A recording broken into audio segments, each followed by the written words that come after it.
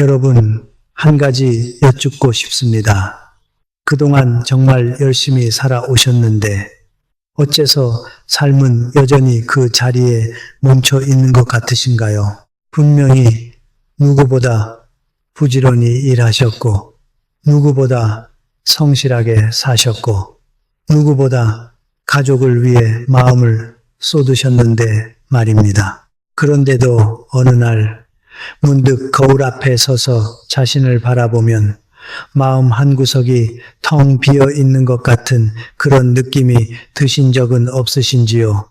저는 이 질문을 수십 년 동안 스스로에게 던져왔습니다. 처음에는 능력이 부족해서 그런 것이라고 생각했습니다.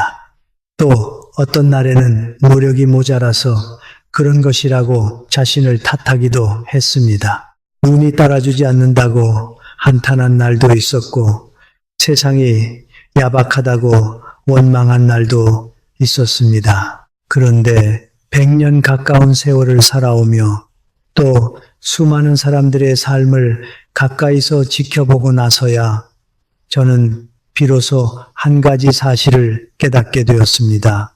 삶이 풀리지 않는 사람들에게는 신기하게도 한 가지 공통점이 있었습니다. 그분들이 특별히 나쁜 사람이어서가 아니었습니다. 게으른 사람이어서도 아니었습니다. 머리가 모자란 분들도 결코 아니었습니다. 오히려 누구보다 따뜻하고 누구보다 성실하고 누구보다 정직한 분들이 많았습니다. 그런데도 그분들의 삶은 어쩐 일인지 늘 한자리에 머물러 있었습니다. 그 이유가 무엇이었을까요? 오랜 세월을 지나고 나서야 저는 알게 되었습니다. 그것은 바로 그분들이 늘 같은 곳에 머물고 계셨다는 사실입니다. 처음에는 그것이 그저 우연이라고 생각했습니다. 그러나 한 사람이 아니라 두 사람, 두 사람이 아니라 10사람, 10사람이 아니라 100사람의 삶을 가까이서 보고 나서야 그것이 결코 우연이 아니라는 것을 깨달았습니다. 똑같은 능력을 가진 분이라도 어떤 분은 풀리고 어떤 분은 막혔습니다. 똑같은 환경에서 자란 분이라도 어떤 분은 빛이 났고 어떤 분은 그늘이 졌습니다. 그 차이를 만든 가장 깊은 뿌리가 바로 그분들이 매일 머물던 자리에 있었습니다. 여러분, 사람이 머무는 장소라는 것은 우리가 생각하는 것보다 훨씬 깊은 영향을 미칩니다. 단순히 어떤 공간에 몸을 두는 것이 아니라 그 공간 안에서 흘러다니는 공기, 그 안에서 오가는 말, 그 안에서 만나는 사람들의 표정과 한숨과 웃음, 그 모든 것이 우리도 모르는 사이에 마음속으로 스며들기 때문입니다. 옛 성현께서도 일찍이 말씀하셨습니다. 사람의 마음은 물과 같아서 어느 그릇에 담기느냐에 따라 그 모양이 달라진다고 말입니다. 둥근 그릇에 담기면 둥그러지고 모난 그릇에 담기면 모가 나고 흐린 물 속에 섞이면 함께 흐려진다는 것이지요. 저는 평생을 살며 한 가지를 분명히 보아왔습니다. 처음에는 똑같이 출발한 두 사람이 있습니다. 같은 동네에서 자라났고 같은 학교를 다녔고 비슷한 능력에 비슷한 성품을 가진 두 사람입니다. 그런데 10년이 지나고 20년이 지나고 30년이 지난 후에 다시 만나보면 그 두 사람의 인생은 너무도 달라져 있습니다. 한 분은 마음에 평화가 가득하고 얼굴에 빛이 있으며 형편도 안정되어 있습니다. 다른 한 분은 어쩐 일인지 늘 무엇인가에 쫓기는 듯하고 마음에는 한숨이 가득하며 형편도 늘 한자리에서 맴돕니다. 그 차이가 어디서 시작되었을까요? 저는 오랫동안 그 답을 찾아왔습니다. 그리고 그 답은 늘 같은 곳을 가리키고 있었습니다. 그것은 능력의 차이가 아니었습니다. 학력의 차이도 아니었습니다. 운의 차이도 아니었습니다. 그것은 그분들이 매일 어디에 마음을 두고 살아가셨는가의 차이였습니다. 한 분은 늘 자기에게 좋은 것을 주는 자리에 머무셨습니다. 좋은 책, 좋은 친구, 좋은 생각, 좋은 시간. 그분의 하루하루는 아주 작아 보였지만 그 작은 시간들이 쌓여 단단한 인생이 되었습니다. 다른 한 분은 어쩐 일인지 늘 자기에게 무엇인가를 빼앗아가는 자리에 머무셨습니다. 무거운 말, 헛된 시간, 흐트러진 마음, 흔들리는 관계, 그분의 하루하루도 작아 보였지만 그 작은 시간들이 쌓여 무너지기 쉬운 인생이 되었습니다. 옛 어른들께서는 사람이 사는 모습을 물에 비유하시곤 했습니다. 물은 어디에 담기느냐에 따라 그 성질이 달라진다는 말씀이었지요. 맑은 시내에 흐르는 물은 햇살을 받아 반짝거립니다. 그러나 같은 물도 흐린 웅덩이에 고여 있으면 어느새 탁해지고 비린내가 납니다. 사람의 마음도 그와 같습니다. 어떤 자리에 머무느냐에 따라 그 안에 담기는 빛도 달라지고 그 안에서 풍기는 향기도 달라지고 그 안에 흘러드는 인연도 달라집니다. 옛 성현께서도 일찍이 비슷한 말씀을 남기셨습니다. 좋은 사람과 함께 있는 것은 향기로운 풀이 가득한 방에 들어가는 것과 같다고 말입니다. 처음 들어갔을 때는 그 향기가 분명히 느껴집니다. 그러나 시간이 지나면 그 향기가 너무 익숙해져서 더 이상 향기를 느끼지 못하게 됩니다. 그것이 무엇을 뜻하는 줄 아십니까? 우리 자신이 그 향기에 동화되어 가고 있다는 뜻입니다. 반대도 마찬가지입니다. 비린내가 나는 자리에 들어가도 처음에는 그 냄새가 거슬립니다. 그러나 시간이 지나면 그 냄새조차 느끼지 못하게 됩니다. 우리도 모르게 그 냄새의 일부가 되어 가는 것입니다. 오늘 저는 여러분께 그 7가지 장소를 천천히 말씀드리려 합니다.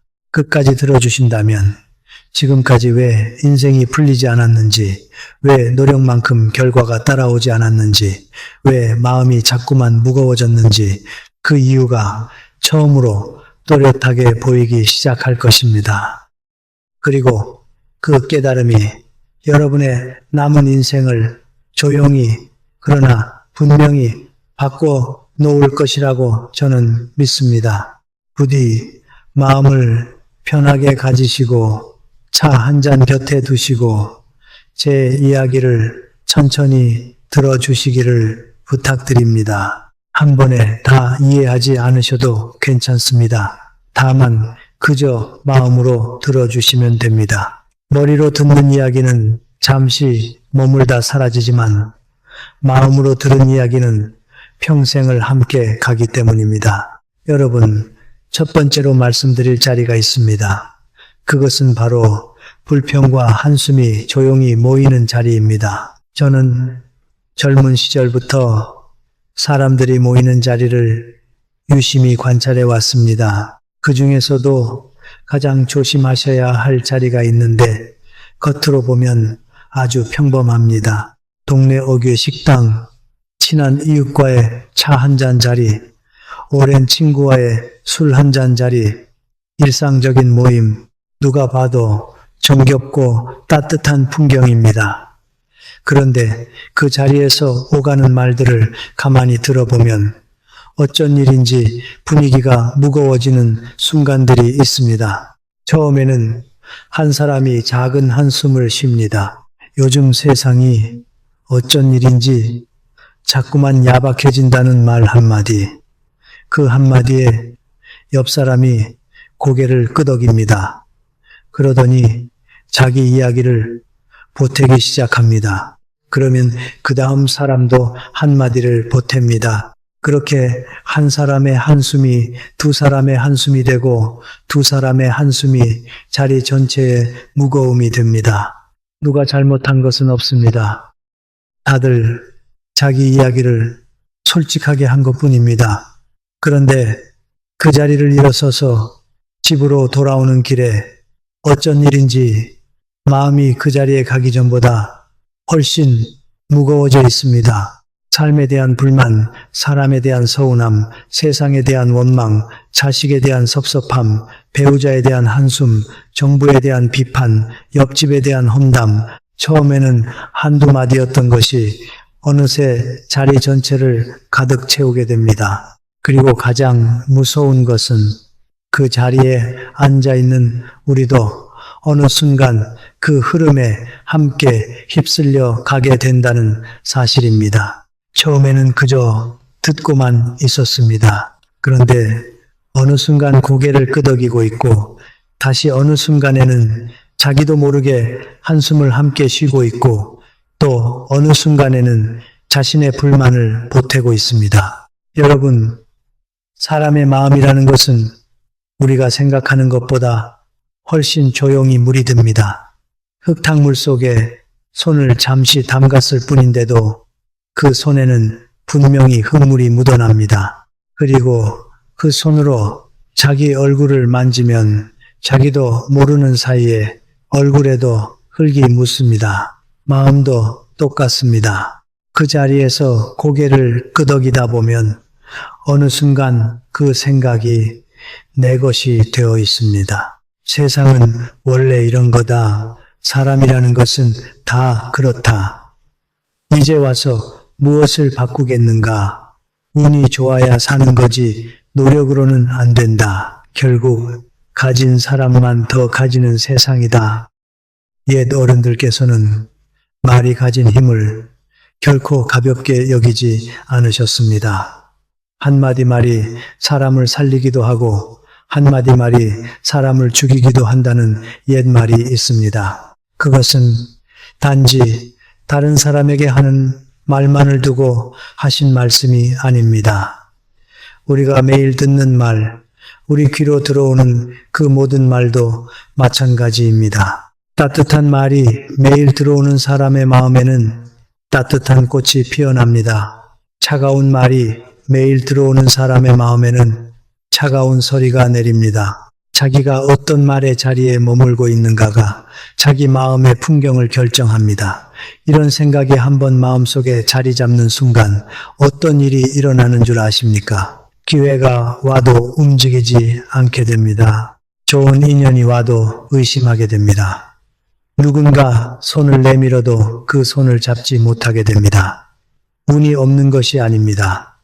운이 와도 받을 그릇이 닫혀버린 것입니다. 움직일 마음이 사라진 것입니다. 그리고 더 안타까운 것은 그것이 자기 잘못이라는 사실조차 모른 채로 또다시 같은 자리로 돌아간다는 점입니다. 저는 평생을 살아오며 분명히 보았습니다. 같은 능력, 같은 학력, 같은 환경에서 출발한 두 사람이 10년 후, 20년 후에 전혀 다른 인생을 살게 되는 모습을 그 차이를 만든 것은 능력이 아니었습니다. 그분들이 어떤 자리에 머무셨는가, 어떤 말을 매일 들으셨는가, 어떤 마음을 매일 함께 나누셨는가. 그것이 인생을 갈라놓은 가장 큰 이유였습니다. 저는 한 가지 일이 마음속에 오래 남아 있습니다. 제가 아는 한 분은 평생을 정말 성실하게 살아오신 분이었습니다. 일도 열심히 하셨고 가족을 위해서도 누구보다 마음을 쏟으셨습니다. 그런데 어느 날부터 그분이 자주 다니는 자리가 있었습니다. 동네 어귀의 작은 가게 같은 어르신들이 모여 늘 같은 이야기를 나누는 자리였습니다. 처음에는 그저 외로움을 달래러 가신 것이었습니다. 그런데 그 자리에서 매일 듣는 말들이 어쩐 일인지 그분의 얼굴에 조용히 새겨지기 시작했습니다. 세상에 대한 원망, 사람에 대한 불신, 자식에 대한 서운함, 그런 말들이 매일 그분의 귀로 흘러들어갔습니다. 몇 해가 지난 후에 다시 뵈었을 때 그분은 같은 분이 아니셨습니다. 얼굴에는 짙은 그림자가 있었고 말투에는 가시가 돋아 있었으며 마음에는 모든 것에 대한 의심이 자리 잡고 있었습니다. 그분의 능력이 줄어든 것이 아니었습니다. 그분의 성품이 갑자기 변한 것도 아니었습니다. 다만 그분이 매일 머물던 그 자리가 그분을 그렇게 만든 것입니다. 부디 여러분 오늘 저녁부터라도 한번 돌아보시기 바랍니다. 내가 매일 앉아 있는 그 자리는 어떤 자리인지, 그 자리에서 흘러나오는 말들은 내 마음을 어떤 방향으로 데려가고 있는지를 말입니다. 그리고 그 자리에서 일어나 집으로 돌아오실 때 한 가지만 자기 자신에게 물어봐 주십시오. 내 마음이 그 자리에 가기 전보다 더 가벼워졌는가 아니면 더 무거워졌는가? 그 한 가지 질문이 그 자리가 좋은 자리인지 아닌지를 가장 정확하게 알려줄 것입니다. 마음이 가벼워졌다면 그곳은 좋은 자리입니다. 다음에도 자주 가시기 바랍니다. 그러나 마음이 무거워졌다면 그 자리는 다시 한번 생각해 보셔야 합니다. 한두 번은 괜찮을 수 있습니다. 그러나 무거운 마음이 매일 쌓이면 그것이 바로 인생의 짐이 됩니다. 그 짐을 짊어지고는 누구도 자기 인생을 가볍게 살 수 없습니다. 여러분, 두 번째로 말씀드릴 곳이 있습니다. 이 이야기는 조금 이상하게 들리실 수도 있습니다. 그것은 바로 돈의 감각이 풀어지는 곳에 관한 이야기입니다. 일반적으로 우리는 돈이 새어나가는 곳이라고 하면 어두운 자리, 위험한 자리를 떠올립니다. 그런데 제가 평생을 살아오며 본 진실은 조금 다릅니다. 돈이 가장 조용히 새어나가는 곳은 오히려 기분이 좋아지는 곳, 마음이 풀어지는 곳입니다. 밝은 분위기, 편안한 사람들, 웃음이 끊이지 않는 자리, 푸짐한 음식과 향기로운 술이 함께하는 그 자리, 그 안에 들어서는 순간 우리 마음의 경계가 살짝 내려갑니다. 오늘 하루 정도는 괜찮겠지. 이렇게 좋은 사람들과 함께 있는데 작은 일에 신경 쓰지 말자. 한 번뿐인 인생인데 즐길 줄도 알아야지. 그렇게 마음이 풀어지기 시작합니다. 그리고 그 풀어진 마음 사이로 우리가 쌓아온 돈에 대한 감각이 조용히 빠져나가기 시작합니다. 저도 사실 그런 자리가 있었습니다. 젊은 시절 힘든 하루를 보내고 나서 마음을 풀고 싶어 찾아갔던 자리. 친구들과 둘러앉아 한 잔 두 잔 기울이며 시름을 잊고 농담을 주고받으며 웃음을 나누었던 그 자리. 그때는 그것이 위로라고 생각했습니다. 한 주 동안 고생한 자신에게 주는 작은 선물이라고 여겼습니다. 그런데 시간이 한참 흐른 후에 돌아보니 제가 그 자리에서 잃은 것은 단순히 지갑 속에 몇 푼 돈이 아니었습니다. 훨씬 더 큰 것을 잃고 있었습니다. 그것은 바로 마음의 기준이었습니다. 여러분, 돈이라는 것은 참 묘한 성질이 있습니다.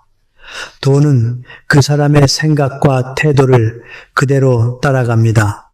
마음이 단단하면 돈도 단단해지고 마음이 느슨해지면 돈도 함께 느슨해집니다. 마음의 경계가 분명한 사람의 지갑은 좀처럼 새어나가지 않지만 마음의 경계가 흐려진 사람의 지갑은 작은 구멍이 난 항아리처럼 끊임없이 흐릅니다. 그래서 옛 어른들께서 그렇게 말씀하셨던 것입니다. 돈을 모으려면 먼저 마음을 다스리라고 말입니다. 여러분, 그것이 무엇인지 아십니까? 그것은 우리가 그 자리에서 자기 자신을 잠시 놓아버렸기 때문입니다. 그리고 자기 자신을 놓아버린 시간만큼 우리 인생도 함께 멀어진 것입니다. 저는 한 가지 더 말씀드리고 싶습니다. 제가 젊은 시절 한 어른께서 이런 말씀을 하신 적이 있습니다. 사람이 지갑을 여는 자리를 보면 그 사람의 인생을 알 수 있다고 말입니다. 처음에는 그 말씀이 잘 와닿지 않았습니다. 그러나 평생을 살아보고 나서 그 말씀이 얼마나 깊은 진리였는지를 절감하게 되었습니다. 어떤 사람은 책을 사기 위해 지갑을 엽니다. 어떤 사람은 가족을 위한 음식을 사기 위해 지갑을 엽니다. 어떤 사람은 어려운 이웃을 돕기 위해 지갑을 엽니다.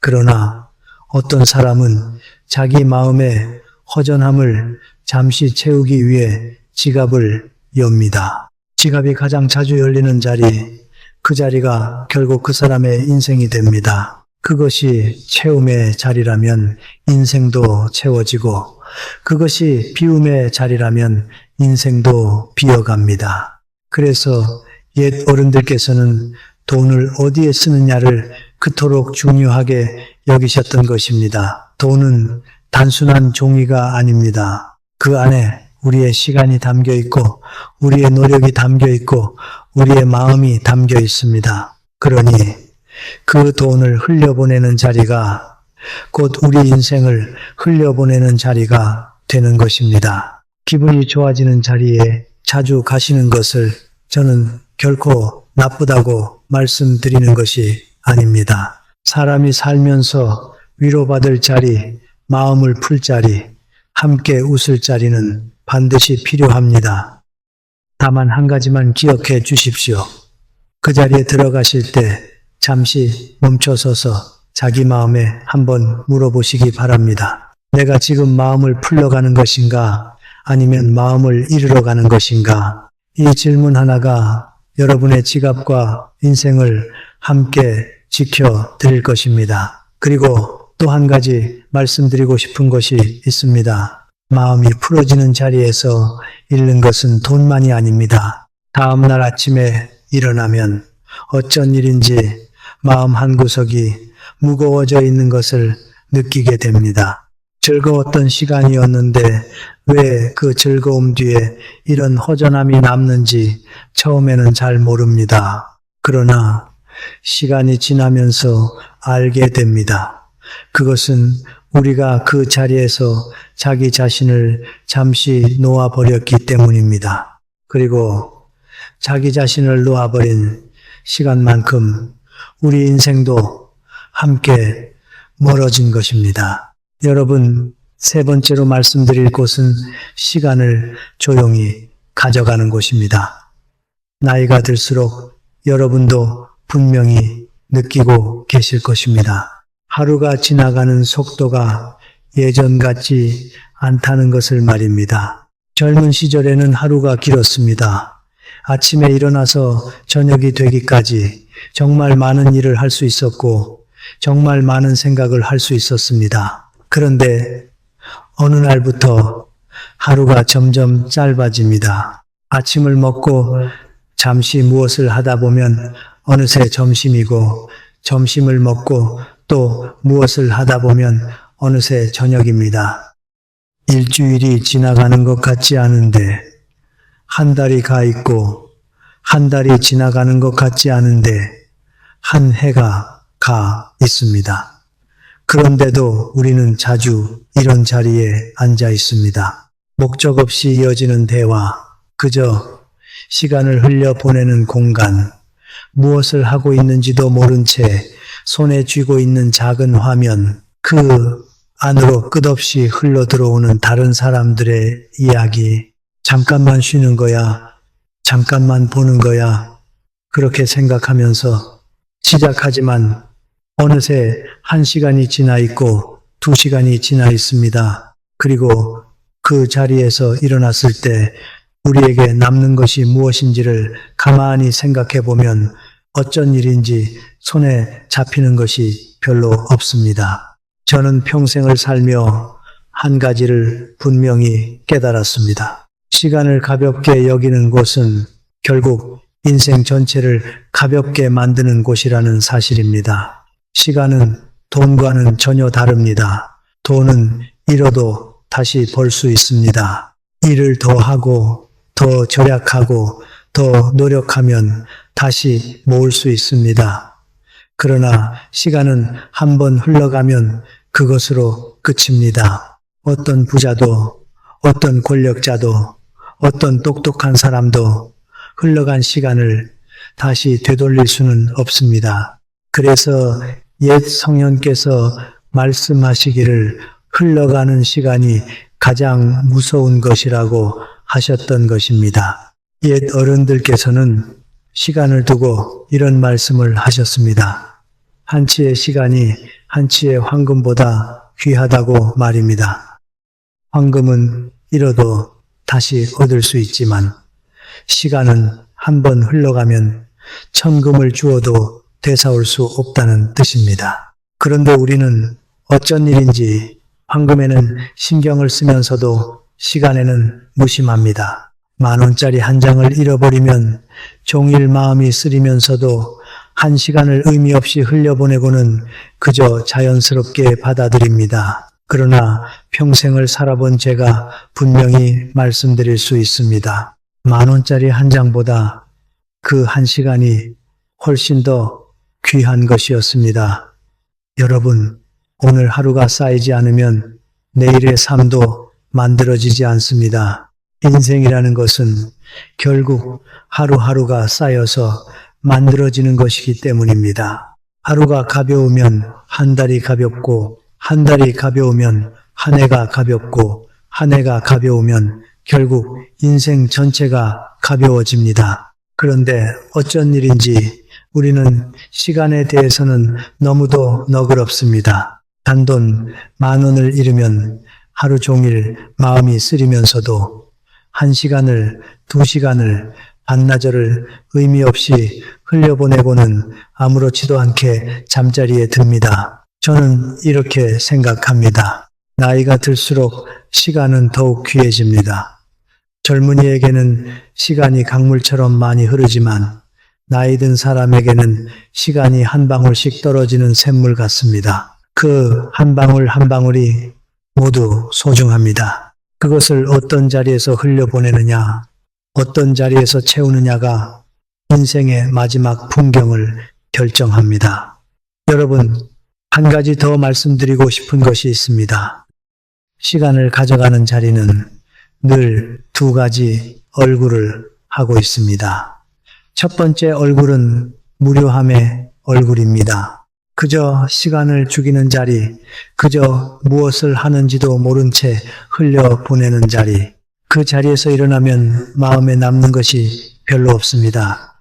2번째 얼굴은 더 무서운 얼굴입니다. 바로 즐거움의 얼굴입니다. 그 자리에서 시간을 보내고 있을 때는 분명히 즐겁습니다. 웃음도 있고, 자극도 있고, 흥분도 있습니다. 그런데 그 자리에서 일어났을 때 이상한 공허함이 마음을 덮칩니다. 그 공허함이 무엇인 줄 아십니까? 자기에게 정말 소중한 것을 그 자리에 두고 나왔다는 마음의 신호입니다.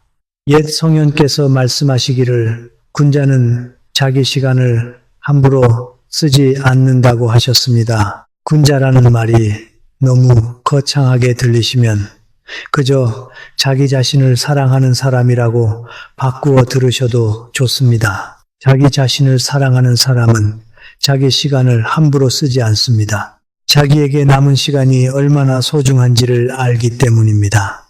그 시간으로 무엇을 할까, 어떤 사람을 만날까, 어떤 책을 읽을까, 어떤 길을 걸을까, 그것을 깊이 생각하고 정성스럽게 선택합니다. 부디 오늘부터라도 자신의 시간이 어디로 흘러가고 있는지 한번 돌아봐 주시기 바랍니다. 그 한 번의 돌아봄이 여러분에게 가장 큰 선물이 될 것입니다. 그리고 그 돌아봄 끝에 시간을 가져가는 자리 하나만이라도 거리를 두실 수 있다면 그 비워진 시간 속으로 분명히 새로운 좋은 것이 들어올 것입니다. 빈자리가 있어야 새로운 것이 들어올 자리가 생기는 법입니다. 시간을 비우는 일은 잃는 일이 아니라 좋은 것이 들어올 자리를 만드는 일입니다. 여러분, 4번째로 말씀드릴 것이 있습니다. 이것은 조금 깊은 이야기입니다. 천천히 들어주시기를 부탁드립니다.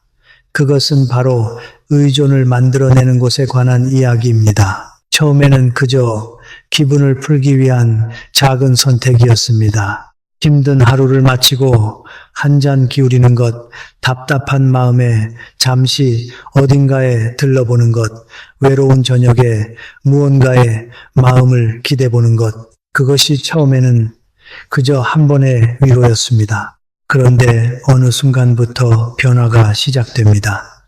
처음에는 일주일에 한 번이었던 것이 어느새 사흘에 한 번이 되고 사흘에 한 번이었던 것이 어느새 매일이 됩니다. 그리고 어느 날 문득 깨닫게 됩니다. 그것 없이는 하루가 마무리되지 않는 것 같은 느낌이 든다는 것을, 그것이 없으면 마음이 허전하고, 그것이 없으면 잠도 잘 오지 않고, 그것이 없으면 사람을 만나기도 어색해진다는 것을 그때서야 비로소 의문이 생깁니다. 내가 지금 선택해서 가는 것인가? 아니면 끌려가고 있는 것인가? 그 경계가 흐려지기 시작합니다. 하람은 여러분, 의존이 무서운 까닭은 우리에게 즐거움을 주는 척하면서 사실은 우리에게서 자유를 가져가기 때문입니다. 처음에는 분명히 즐거움이었습니다. 그것이 오면 마음이 풀리고, 그것이 오면 하루의 피로가 잠시 사라졌습니다. 그래서 우리는 그것을 자기 친구라고 생각합니다. 그러나 시간이 지날수록 그것은 친구가 아니라 주인이 됩니다. 친구는 우리가 부르면 오고 우리가 보내면 갑니다. 그러나 주인은 우리가 부르지 않아도 오고 우리가 보내려 해도 가지 않습니다. 그것이 친구와 주인의 차이입니다. 저는 오랜 세월 이런 변화를 수없이 보아왔습니다. 그리고 그 과정은 언제나 조용했습니다. 마치 사람이 서서히 잠드는 것처럼 본인도 알아채지 못한 채로 진행됩니다. 어느 날 갑자기 빠지는 것이 아닙니다. 한 걸음 또 한 걸음 그렇게 천천히 들어가다 보면 어느새 깊은 곳에 도착해 있습니다. 그리고 그곳에서 빠져나오려 할 때는 이미 너무 멀리 와 있다는 것을 깨닫게 됩니다. 그래서 옛 어른들께서 일찍부터 마음의 경계를 강조하셨던 것입니다. 큰 잘못은 처음부터 큰 잘못으로 시작하지 않습니다. 작은 한 번이 두 번이 되고 두 번이 세 번이 되어 어느 순간 그것이 자기 인생의 일부가 되어버립니다. 그러니 가장 중요한 것은 처음입니다. 처음에 한 번 멈추고 자기에게 물어보는 그 한순간이 인생 전체의 방향을 결정합니다. 처음에는 누구나 멈출 수 있습니다. 그러나 시간이 지날수록 멈추는 일이 점점 어려워집니다. 여러분, 돈을 잃는 것보다, 시간을 잃는 것보다 더 무서운 것이 무엇인 줄 아십니까? 그것은 바로 자신을 다스리는 힘을 잃는 것입니다. 옛 어른들께서는 이것을 자율이라고 부르셨습니다. 자기 스스로 자신의 마음과 행동을 다스릴 수 있는 힘, 이것이야말로 사람이 사람답게 사는 가장 근본적인 토대입니다. 그런데 어떤 자리에 오래 머물다 보면 이 힘이 조용히 빠져나갑니다. 그리고 그 힘이 사라지는 순간 삶의 모든 것이 흔들리기 시작합니다. 돈도 흔들리고, 건강도 흔들리고, 가족도 흔들리고, 자기 자신에 대한 자존감도 흔들립니다. 그래서 옛 성현께서 그토록 절제를 강조하셨던 것입니다. 사람은 무엇을 가졌느냐로 평가되는 것이 아니라 자기 자신을 얼마나 다스릴 줄 아느냐로 평가된다는 말씀이었지요. 자기를 다스리는 사람은 천하를 잃어도 자기를 잃지 않습니다. 그러나 자기를 다스리지 못하는 사람은 천하를 얻어도 결국 자기를 잃습니다. 여러분, 자기를 다스린다는 것은 결코 자기를 억압하는 일이 아닙니다. 자기를 다스리는 것과 자기를 억누르는 것은 전혀 다른 일입니다. 자기를 억누르는 사람은 자기에게 늘 화가 나 있습니다. 그래서 그 억눌림이 어느 날 폭발하면 모든 것이 한꺼번에 무너집니다. 그러나 자기를 다스리는 사람은 자기에게 따뜻합니다.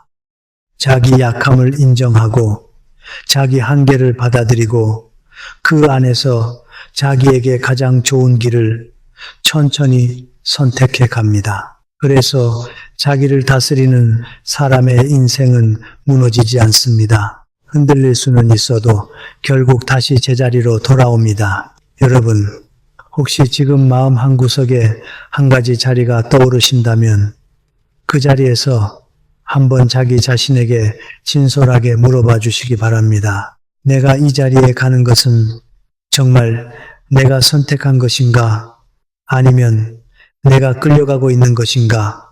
그리고 만약 끌려가고 있다는 느낌이 든다면 부끄러워하실 일이 아닙니다. 누구나 그런 자리 하나쯤은 가지고 있습니다.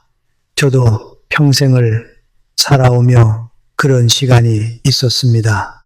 어느 시기에는 일을 하고 돌아오면 어쩐 일인지 한 가지에 자꾸 마음이 쏠리는 때가 있었습니다. 처음에는 그것이 작은 즐거움이었습니다.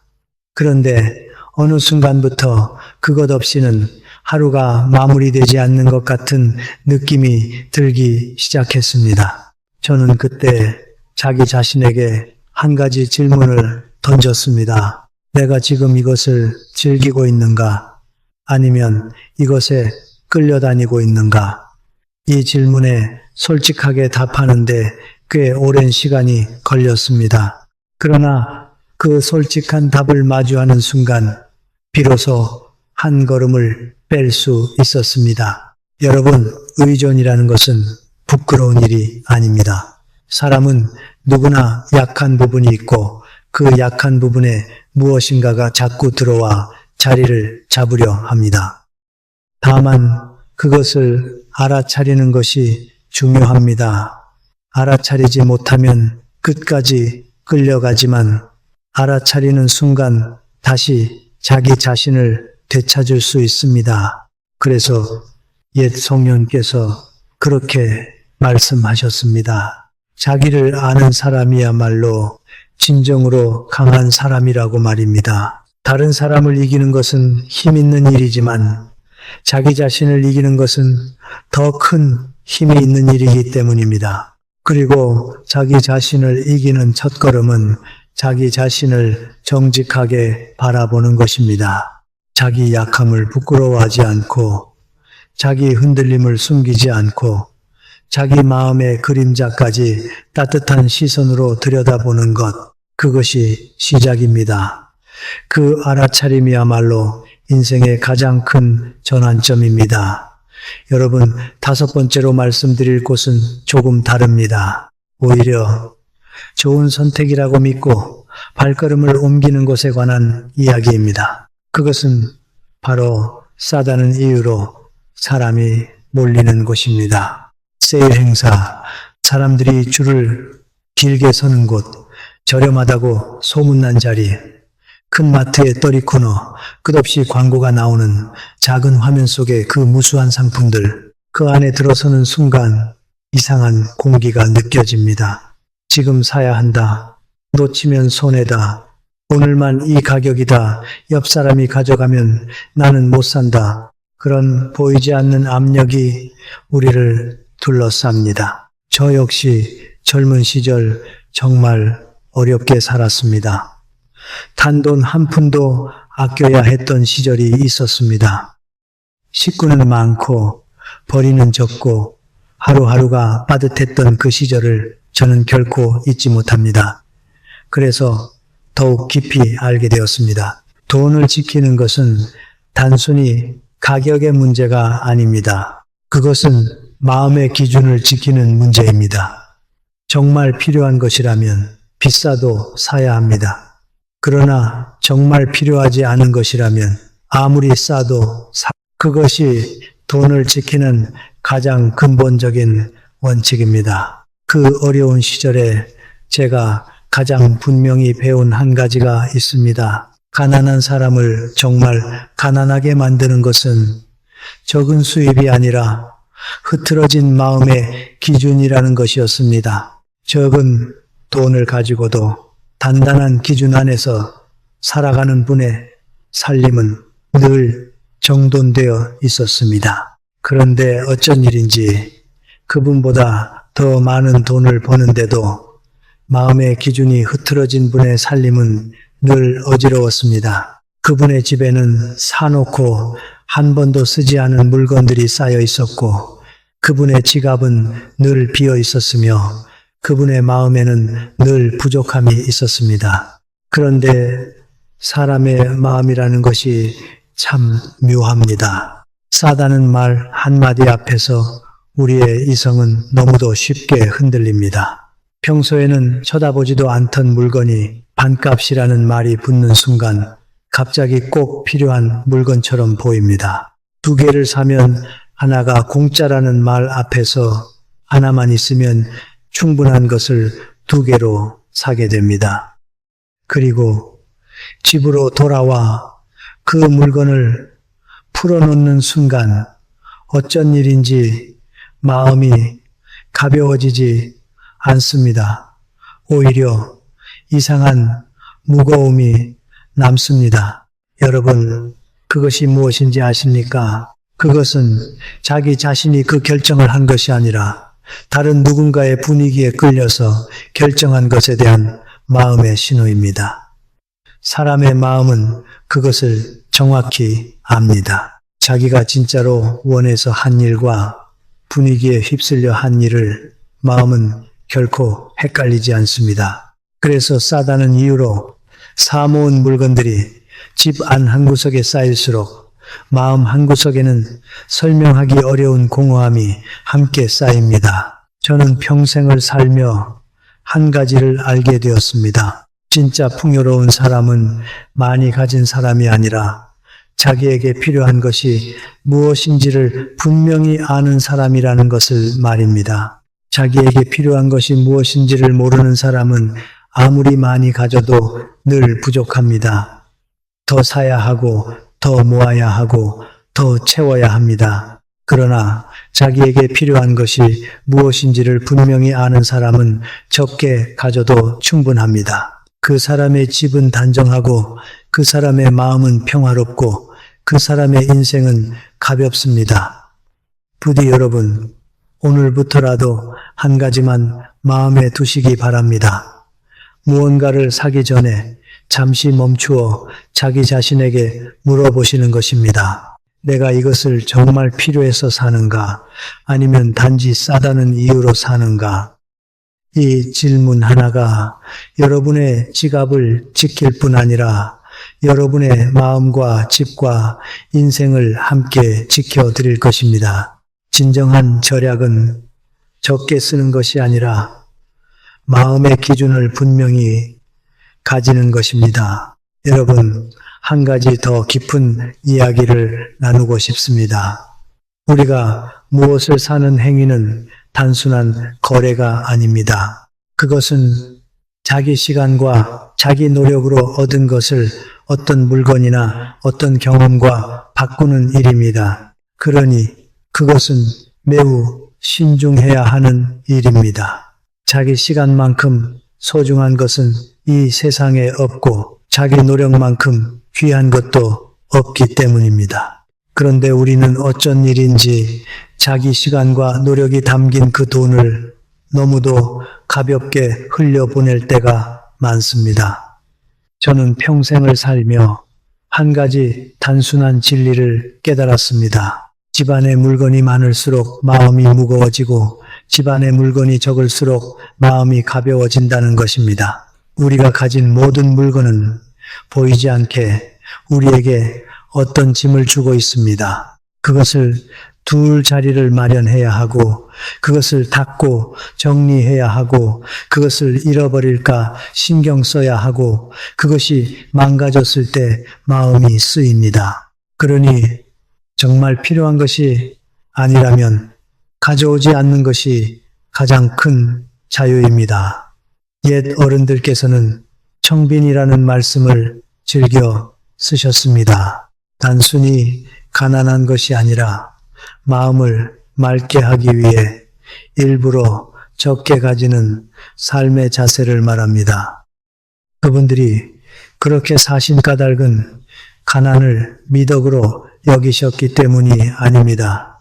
너무 많은 것에 둘러싸이면 정작 가장 소중한 것이 보이지 않는다는 사실을 아셨기 때문입니다. 부디 여러분도 무엇인가를 더 드리려 하시기 전에 한번 자기 집과 자기 마음을 둘러봐 주시기 바랍니다. 거기에 이미 충분한 것이 있을지도 모릅니다. 여러분, 여기서 잠시 한 가지만 자기 자신에게 물어봐 주시기를 부탁드립니다. 지금 여러분의 삶에서 끊어야 한다는 것을 분명히 알면서도 어쩐 일인지 자꾸만 다시 찾아가고 있는 그 자리가 있으신지요? 어쩌면 그것은 사람일 수도 있고 어떤 장소일 수도 있고 어떤 습관일 수도 있고 어떤 작은 화면일 수도 있습니다.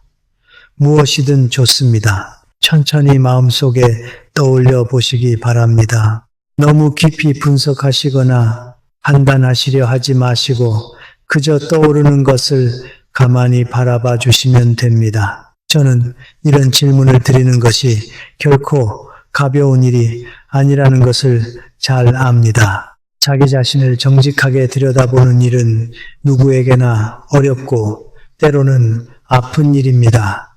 그러나 그 아픔은 좋은 아픔입니다. 마치 오랫동안 묶여있던 매듭이 풀릴 때의 그 잠시의 아픔과 같습니다.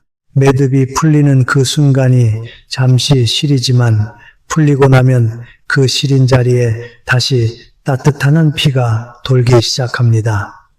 자기 마음의 매듭도 그와 같습니다. 그리고 한 가지 더 말씀드리고 싶습니다. 떠오르신 그 자리가 무엇이든 자기 자신을 탓하지 마시기 바랍니다.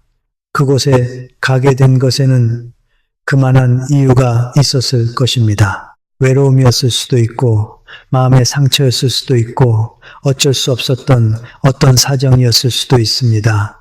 그 모든 것을 따뜻한 시선으로 끌어안아 주시기 바랍니다. 자기 자신을 따뜻하게 끌어안는 사람만이 그 자리에서 한 걸음을 옮길 수 있는 힘을 얻을 수 있기 때문입니다. 그 대답이 오늘 영상의 가장 중요한 부분입니다. 그리고 그 대답을 마음에 품은 채로 이제 남은 두 가지 자리에 대한 이야기를 함께 들어주시기를 부탁드립니다. 어쩌면 그 두 가지 이야기 안에서 여러분이 지금 떠올리신 그 자리에 대한 답이 함께 들어있을지도 모릅니다. 여러분, 6번째로 말씀드릴 자리가 있습니다. 이것은 아마 가장 익숙한 자리일 것입니다. 그것은 바로 비교와 질투가 자연스럽게 흘러다니는 사람들 사이입니다. 가까운 친지들 사이의 모임, 오래된 친구들과의 만남, 명절날 가족이 모이는 자리, 동창들끼리 차 한잔 나누는 자리, 서로 안부를 묻고 일상을 나누는 누가 봐도 따뜻하고 정겨운 자리입니다. 그런데 그 대화 속에 조용히 섞여 있는 것이 있습니다. 누군가의 자식이 어디 좋은 직장에 들어갔다는 이야기, 누군가의 며느리가 얼마나 똑똑하다는 이야기, 누군가의 손주가 좋은 학교에 들어갔다는 이야기, 누군가의 형편이 요즘 부쩍 나아졌다는 이야기, 누군가가 어디 좋은 집을 샀다는 이야기. 처음에는 그냥 듣습니다. 그저 다른 사람의 좋은 일을 듣는 것뿐입니다. 그런데 마음 한쪽이 미묘하게 흔들리기 시작합니다. 나는 왜 저만큼 안 되는가? 내 자식은 왜 저렇지 못한가? 내 인생은 왜 이렇게 달라졌는가? 처음에는 그저 잠깐 흔들리는 것일 뿐입니다. 그러나 그 흔들림이 자기도 모르는 사이에 마음 깊은 곳에 자리를 잡습니다. 그날 밤 잠자리에 누우면 천장을 바라보며 그 이야기들이 자꾸만 떠오릅니다. 다음 날 아침에 자식의 얼굴을 보면 어쩐 일인지 자식이 부족해 보이기 시작합니다. 다음 주가 되면 자기 집과 자기 형편이 한층 작아 보이기 시작합니다. 어제까지는 자기 인생이 충분히 좋았는데 오늘부터는 어쩐 일인지 모자라게 느껴집니다. 그 변화가 어디서 왔는지 본인은 잘 모릅니다. 그러나 그 자리, 그 한 자리에서 모든 것이 시작된 것입니다. 여러분, 사람은 비교를 시작하는 순간 자기 삶을 있는 그대로 바라보지 못하게 됩니다. 지금 자기가 가진 것에 대한 감사가 사라지고 자기에게 없는 것에 대한 불만이 그 자리를 차지합니다. 그리고 그 불만은 대단히 무겁습니다. 자기 어깨를 짓누르고 자기 마음을 젖먹고 자기 가족을 향한 시선까지 흐리게 만듭니다. 어제까지만 해도 사랑스러웠던 자식이 그 모임을 다녀온 다음 날부터 어쩐 일인지 부족해 보이기 시작합니다. 어제까지만 해도 정겨웠던 배우자가 어쩐 일인지 답답해 보이기 시작합니다. 저는 평생을 살며 분명히 느꼈습니다. 마음이 안정되지 않으면 어떤 선택도 제대로 될 수 없다는 사실을 말입니다. 그리고 마음이 흔들리는 사람의 삶은 그 흔들림만큼 조용히 막히기 시작합니다. 일에서도 막히고 관계에서도 막히고 자기 자신과의 관계에서도 막힙니다. 그래서 옛 송년께서 그렇게 말씀하셨습니다. 자기 자리를 알고 자기 분수를 지키며 자기에게 주어진 것에 감사할 줄 아는 사람이야말로 진정으로 부유한 사람이라고 말입니다. 옛 어른들께서는 이런 말씀도 하셨습니다. 만족할 줄 아는 자는 가난해도 즐겁고 만족할 줄 모르는 자는 부유해도 가난하다고 말입니다. 이것이 인생의 가장 깊은 비밀 중 하나입니다. 만족이라는 것은 가진 것이 많아서 오는 것이 아닙니다. 가진 것을 어떻게 바라보느냐에서 옵니다. 같은 것을 가지고도 어떤 사람은 풍요로움을 느끼고 어떤 사람은 부족함을 느낍니다. 그 차이는 그 사람이 어떤 자리에서 자기 인생을 바라보고 있는가에서 옵니다. 비교의 자리에서 바라보면 모든 것이 부족해 보이고 감사의 자리에서 바라보면 모든 것이 충분해 보입니다. 여러분, 한 가지 진실을 말씀드리고 싶습니다. 우리가 비교의 자리에서 듣는 그 화려한 이야기들은 실은 그 이야기의 가장 빛나는 부분만 잘라낸 한 조각일 뿐입니다. 어떤 가정도 완벽하지 않습니다. 어떤 사람의 인생도 모두 좋기만 한 것은 아닙니다. 다들 자기만의 짐을 지고 자기만의 어둠을 안고 살아갑니다. 다만 다른 사람 앞에서는 그 어둠을 잘 보여주지 않을 뿐입니다. 그런데 우리는 그 화려한 한 조각만 보고 자기 인생의 어둠 전체와 비교합니다. 그러니 자기 인생이 작아 보일 수밖에 없는 것입니다. 삶이 작게 느껴지는 이유는 능력 때문이 아닐 수 있습니다. 부족함 때문이 아닐 수도 있습니다.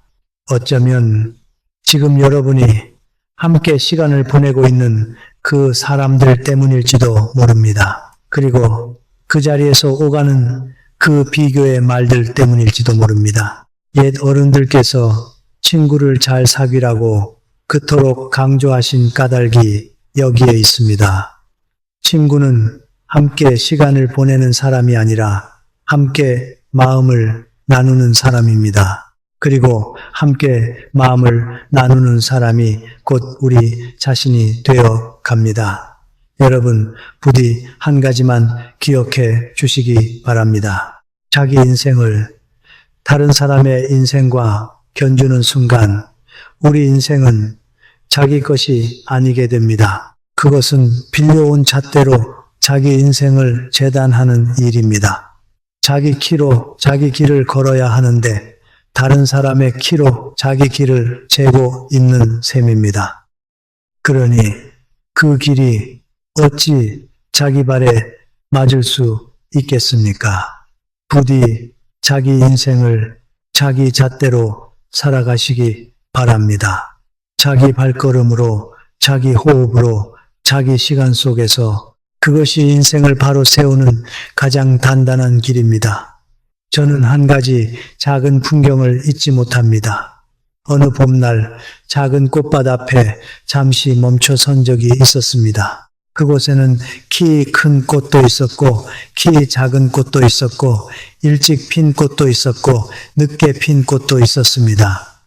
그런데 어느 꽃도 옆 꽃을 부러워하지 않고 있었습니다. 키 작은 꽃은 키 큰 꽃이 되려 하지 않았고, 늦게 핀 꽃은 일찍 피지 못한 것을 한탄하지 않았습니다. 그저 자기 자리에서 자기에게 주어진 빛과 바람과 흙으로 자기 색깔의 꽃을 피우고 있을 뿐이었습니다. 그 모습을 보며 저는 한참을 멈춰 서 있었습니다.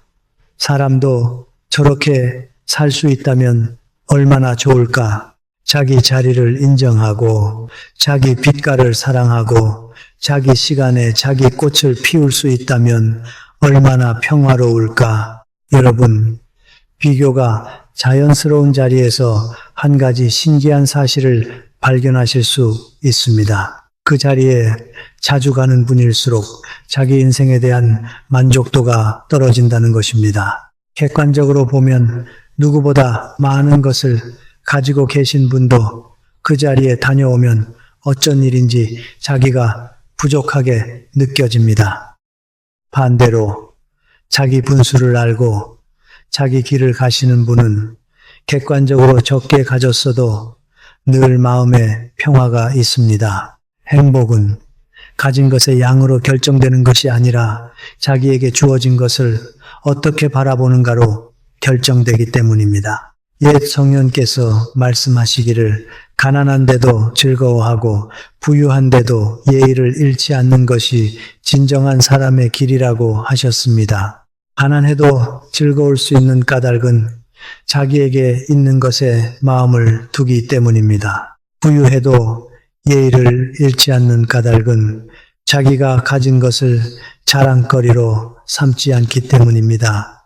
이 두 가지 마음이 모두 비교를 떠난 자리에서 나옵니다. 비교를 떠나는 순간 비로소 자기 인생이 자기 손으로 돌아옵니다. 여러분, 이제 7번째로 말씀드릴 마지막 자리에 도착했습니다. 그것은 바로 과거 이야기만 반복되는 곳입니다. 이 자리는 처음에는 정겹고 따뜻합니다. 예전에는 말이야, 그때는 정말 잘 나갔지. 그때 그러지 않았더라면 그 시절이 좋았는데, 옛날에는 사람이 다 그랬어. 추억을 나누고 함께 웃기도 하고 때로는 함께 한숨을 짓기도 합니다.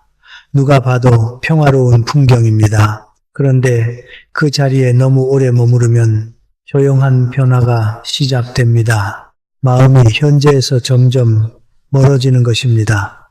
그리고 어느 순간 이런 생각이 마음속에 자리 잡습니다. 이제는 이미 늦은 것이 아닐까? 이 나이에 무엇을 더 할 수 있겠는가? 새로운 것을 시작하기에는 너무 늦지 않았는가? 이런 생각이 한번 들어오면 우리의 손과 발은 자연스럽게 멈추게 됩니다. 새로운 사람을 만나고 싶어도 망설이게 되고, 새로운 일을 해보고 싶어도 주저하게 되고, 새로운 곳을 가보고 싶어도 포기하게 됩니다. 그렇게 우리의 인생은 과거에 묶인 채 점점 작아집니다. 저는 평생을 살며 이런 모습을 수없이 보아왔습니다. 그리고 한 가지를 분명히 알게 되었습니다. 과거의 성공에 머무는 사람도, 과거의 실패에 묶여있는 사람도 결국 결과는 같다는 것을 말입니다. 그것은 바로 현재를 잃어버린다는 것입니다. 과거의 성공에 머무는 사람은 지금 자기 손에 쥐어진 작은 가능성을 보지 못합니다. 그분의 눈에는 오직 지나간 영광만이 빛나고 있어서 지금 발 앞에 펼쳐진 새로운 길이 전혀 보이지 않습니다.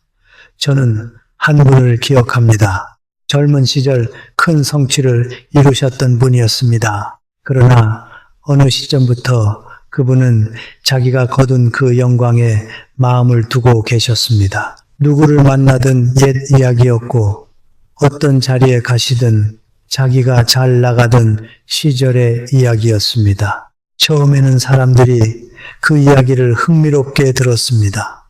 그러나 시간이 지날수록 그분 곁에 머무는 사람들이 한 분 한 분 줄어들기 시작했습니다. 그분의 능력이 사라진 것이 아니었습니다. 다만 그분의 마음이 과거에 묶여 있어 현재의 사람들과 만날 자리가 사라진 것이었습니다.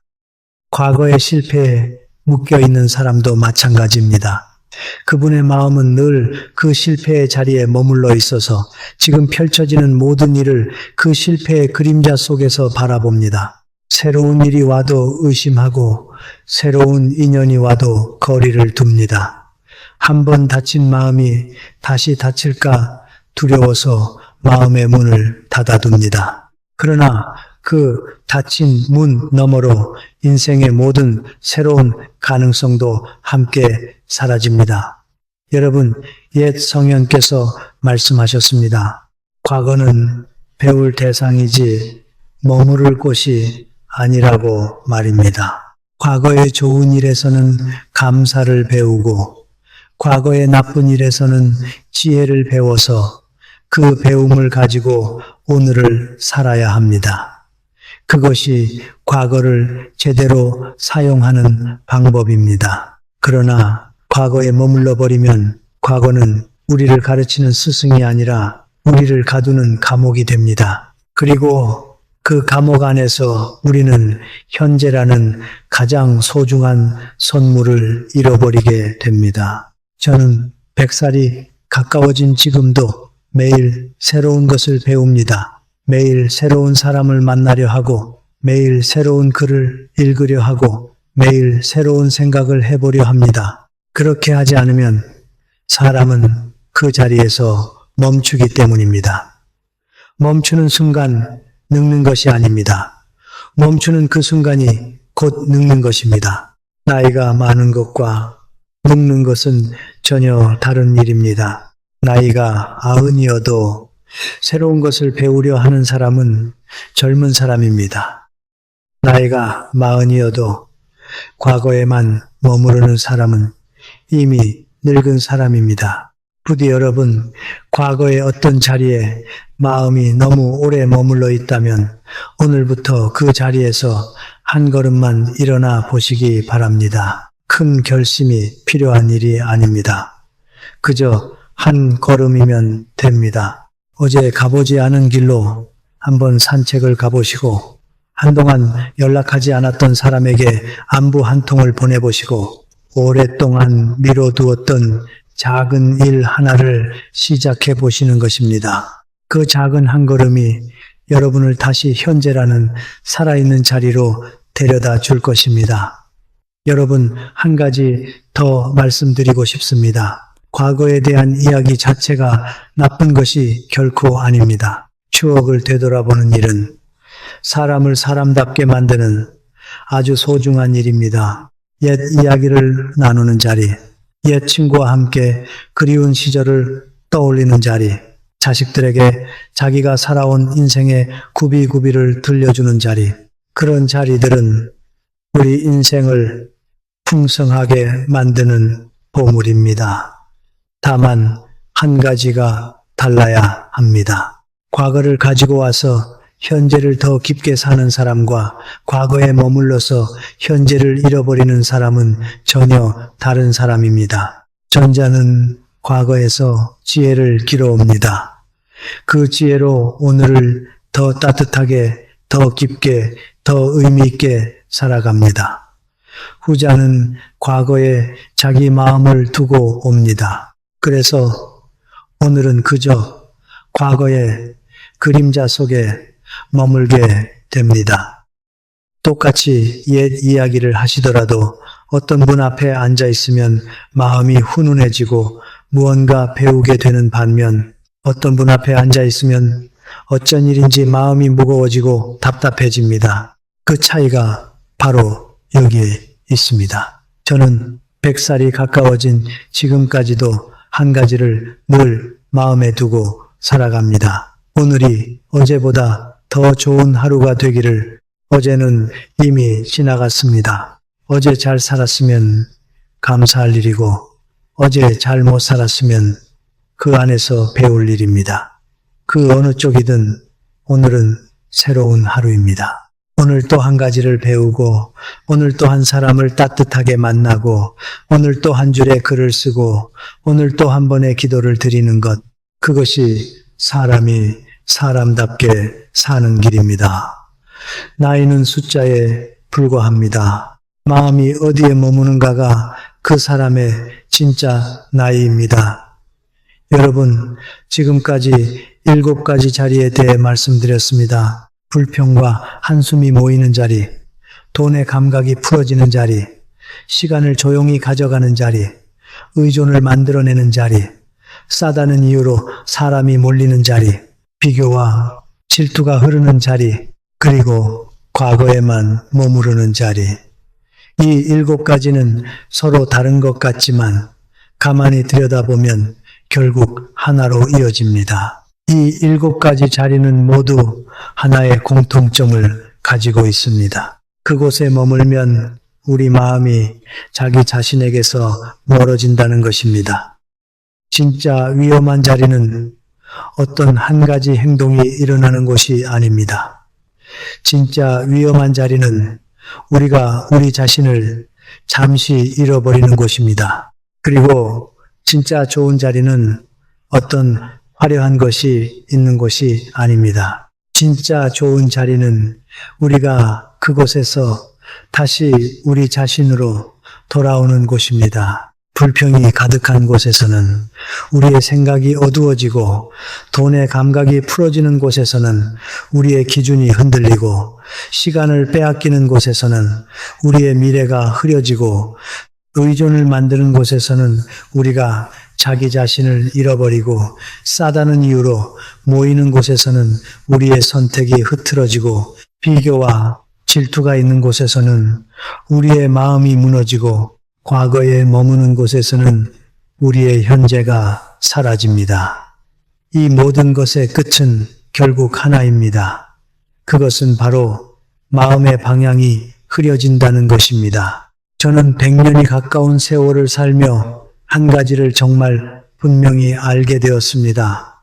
운이라는 것은 어디선가 갑자기 떨어지는 것이 아닙니다. 어느 날 하늘에서 불쑥 내려오는 것이 아닙니다. 운은 조용히, 그러나 정확하게 우리 마음이 머무는 방향으로 따라옵니다. 마음이 밝은 곳을 향해 있으면 밝은 일들이 따라오고, 마음이 어두운 곳에 머물러 있으면 어두운 일들이 따라옵니다. 마음이 단단한 곳에 머물러 있으면 단단한 인연들이 모이고, 마음이 흔들리는 곳에 머물러 있으면 흔들리는 일들이 모입니다.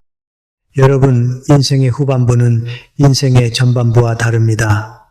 전반부에는 무엇을 더 가져올까를 생각하며 살아갑니다. 더 많은 것을 배우고, 더 많은 것을 모으고, 더 많은 사람을 만나려 합니다. 그것이 그 시기에는 자연스러운 일입니다. 그러나 인생의 후반부는 무엇을 가져올까가 아니라 무엇을 두고 갈까를 생각하는 시기입니다. 어떤 무거운 마음을 두고 갈까? 어떤 무익한 자리를 두고 갈까? 어떤 흐트러진 인연을 두고 갈까?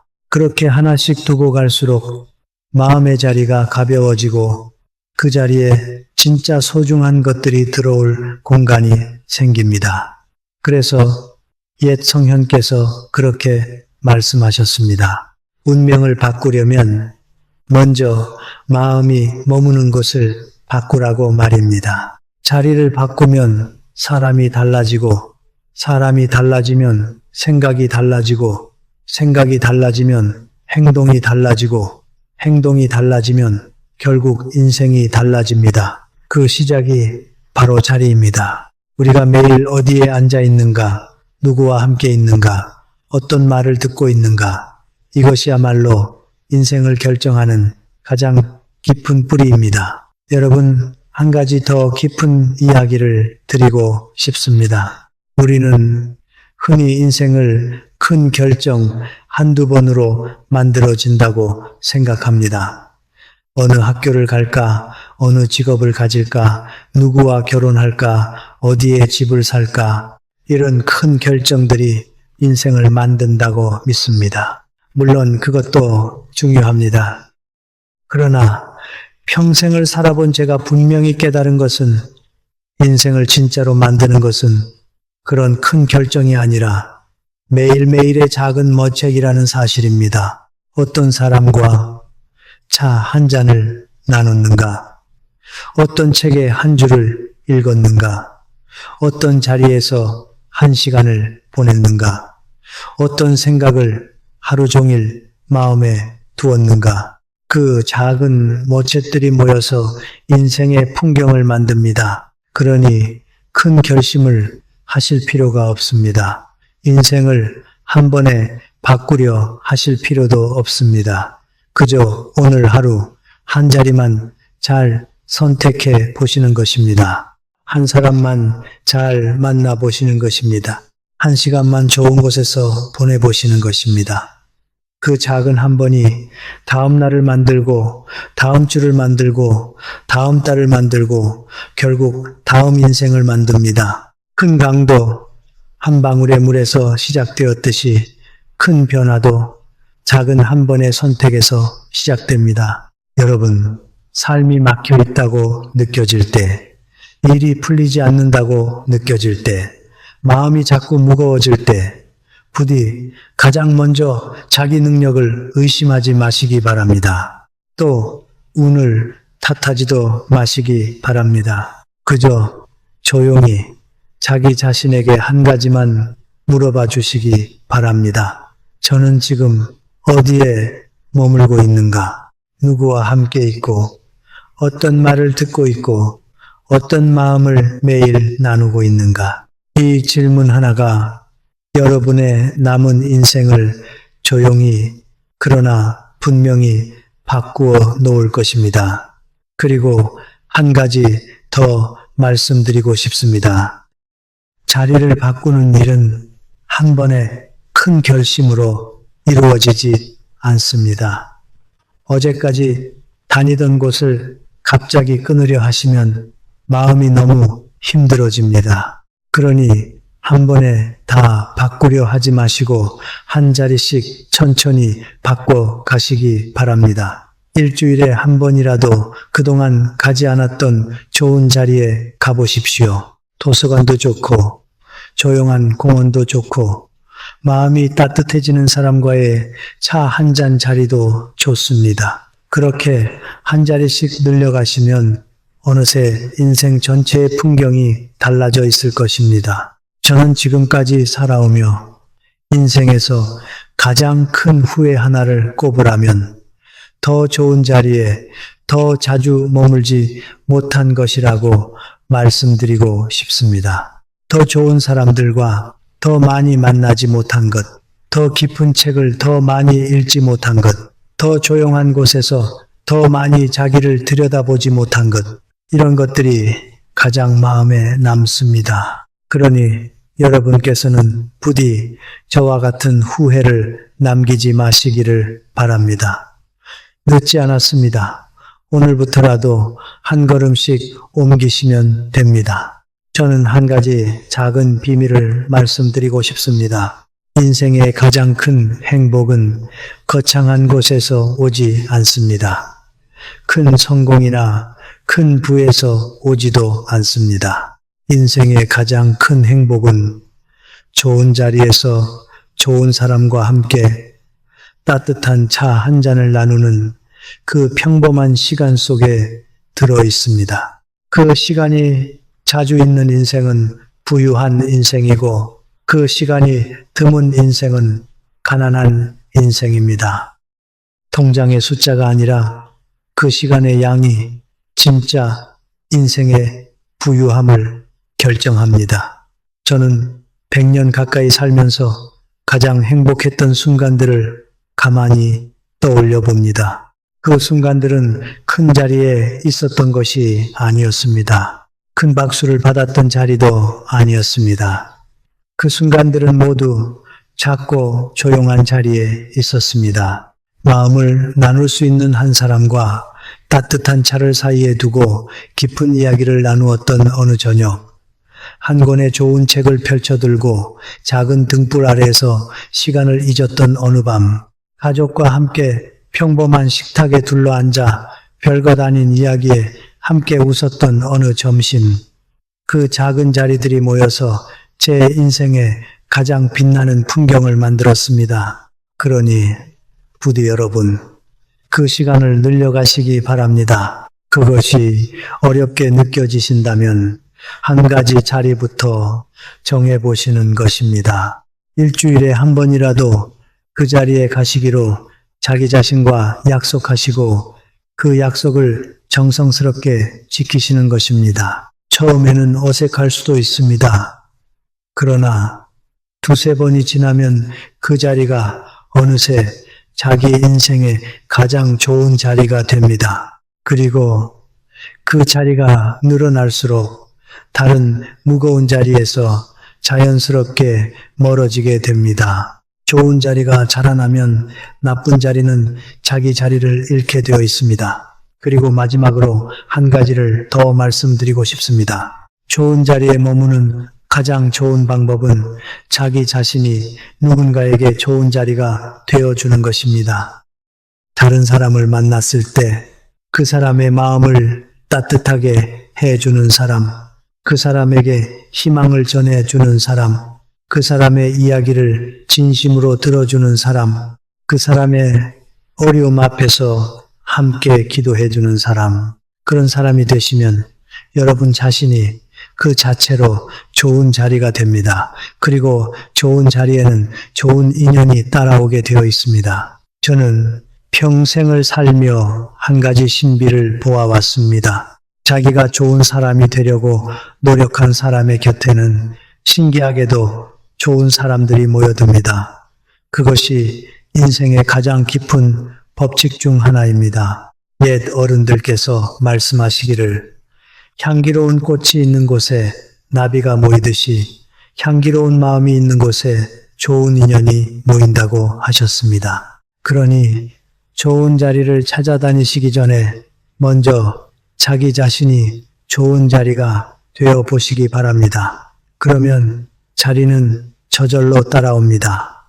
자기 자신이 여러분, 인생은 결국 한 번뿐입니다. 그리고 우리에게 남은 시간은 우리가 생각하는 것보다 훨씬 짧을지도 모릅니다. 그러니 그 짧은 시간을 부디 가장 좋은 자리에서 가장 좋은 사람들과 가장 좋은 마음으로 보내시기 바랍니다. 그것이 인생에 대한 가장 깊은 예의이고 자기 자신에 대한 가장 따뜻한 사랑이며 우리에게 이 시간을 허락하신 그분께 드리는 가장 진실한 감사일 것입니다.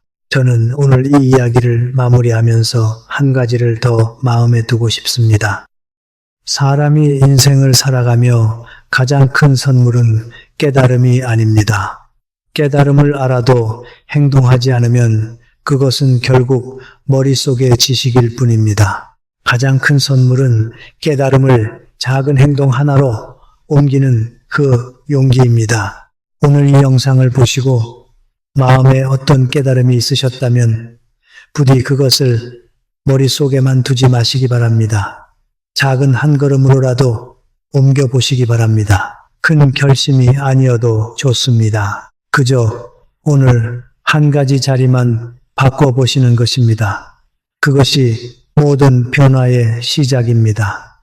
그리고 여러분께 한 가지 약속을 드리고 싶습니다. 그렇게 작은 한 걸음을 옮기신 분들께는 분명히 인생의 풍경이 달라지기 시작합니다.